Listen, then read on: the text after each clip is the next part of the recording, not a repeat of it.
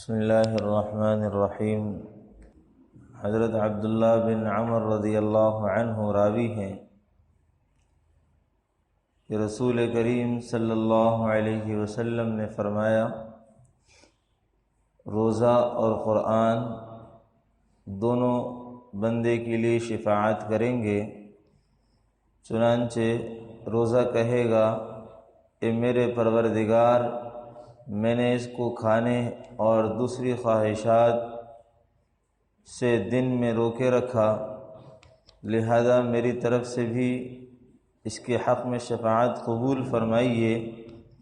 قرآن کہے گا، میں نے اسے رات میں سونے سے روکے رکھا، لہذا میری طرف سے بھی اس کے حق میں شفاعت قبول فرمائیے۔ چنانچہ ان دونوں کی شفاعت قبول کی جائے گی۔ قرآن سے مراد قرآن کریم کی تلاوت ہے، اور رات کو سونے سے روکے رکھا، اس سے مراد تہجد ہے۔ قرآن کریم کے پڑھنے کا سب سے اچھا وقت اللہ نے تہجد کا وقت فرمایا ہے۔ فجر کا وقت، تہجد کا وقت قرآن کریم کی تلاوت کا سب سے بہترین وقت ہے۔ ان قرآن الفجر کان مشہودا، قرآن کریم کی تلاوت فجر کے وقت میں کرو، اس وقت میں فرشتوں کی حاضری اور حضوری ہو رہی ہوتی ہے۔ آسمان والے فرشتے زمین کی طرف آ رہے ہوتے ہیں، اور زمین کے فرشتے آسمان کی طرف جا رہے ہوتے ہیں، اور دونوں اللہ کی بارگاہ میں آپ کے قرآن کریم کی تلاوت کی گواہی دیں گے۔ علماء نے لکھا ہے کہ روزہ انسان کے لیے جب شفاعت کرے گا تو انسان کے گناہوں کی معافی کا ذریعہ ہو جائے گا۔ روزے کی شفاعت کے ذریعے سے انسان کے تمام گناہ معاف ہو جائیں گے، اور جب قرآن کریم شفاعت کرے گا تو اس کے ذریعے سے اللہ اس کو جنت کے عالی درجے اور عالی مرتبے اس کو عطا فرمائیں گے۔ تو روزہ بھی الحمدللہ رکھا جا رہا ہے، ماشاءاللہ سے لوگ روزہ رکھ رہے ہیں، مگر ہمارے معاشرے کا ایک ایسا حصہ بھی ہے جو روزہ نہیں رکھ رہا، اس کی فکر بھی ہمیں کرنی ہے۔ مسلمان تو وہ ہے کہ جو خود بھی نیک کام کرے، دوسروں کو بھی نیکی کی ترغیب دے۔